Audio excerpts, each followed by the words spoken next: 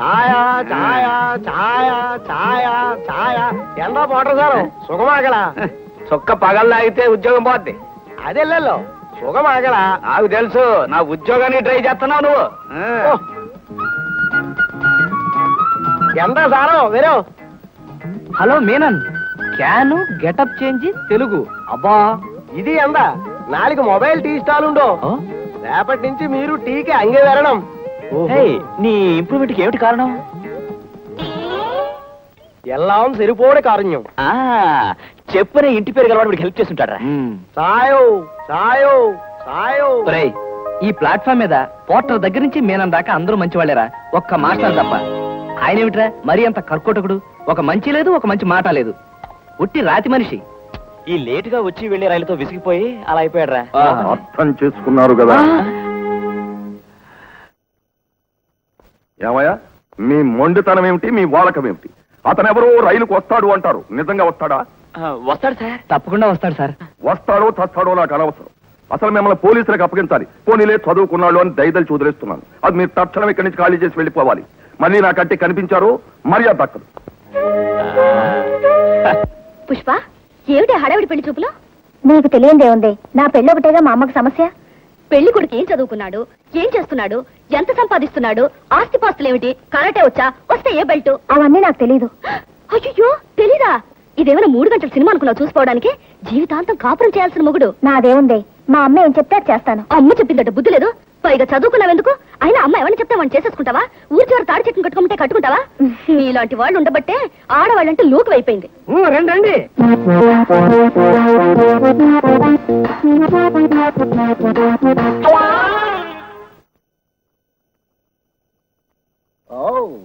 ఏమే ఈడ పెళ్లి కొడుకు తొండకి టై కట్టినట్టున్నాడు. అరే వచ్చేసారా? లోపల కాస్త పనిలో ఉండిపోయాను, అందుకని ఆలస్యమైంది. వచ్చి ఎంతసేపు అయింది? ఇప్పుడేనమ్మా. అబ్బాయి వచ్చాడా? ఎక్కడే అత్తయ్యా? ఉండండి, అమ్మాయిని తీసుకొస్తాను. నేను తీసుకొస్తాను. రావే పెళ్లి కూతురా, నీ కోసం పెళ్లి కొడుకు వచ్చాడు, చూసుకో. ఈవిడే పెళ్లి కూతురు, చూడండి. అత్తయ్యా, ఈ పిల్లెవరు? మా అమ్మాయితో పాటు చదువుకుంటుంది. పెళ్ళయిందా? ఇంకా లేదు. ఏం పాపం, ఈ పిల్లకు కూడా తండ్రి లేడా? ఏ నువ్వు చేసుకుంటావా?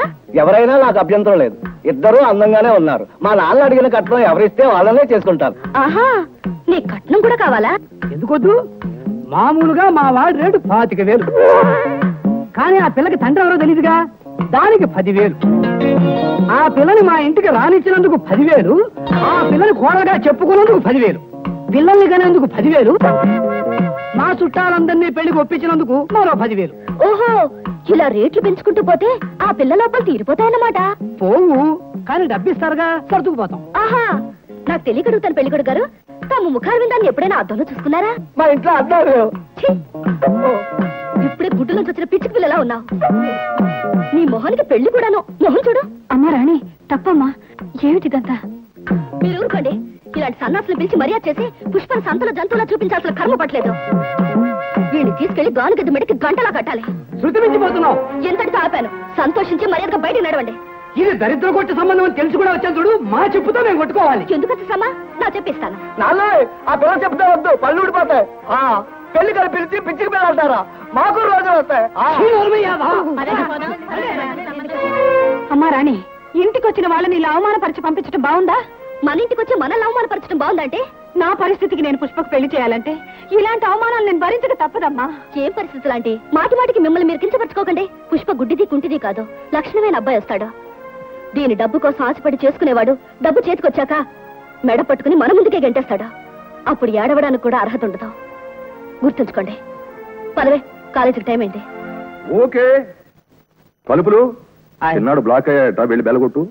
అవును, ప్రొద్దుటి నుంచి ఆ సుందులు ఎక్కడ కనపడడం లేదేమిట్రా? ఎక్కడ దొరకడండి, అతే వెళ్ళిపోయారండి.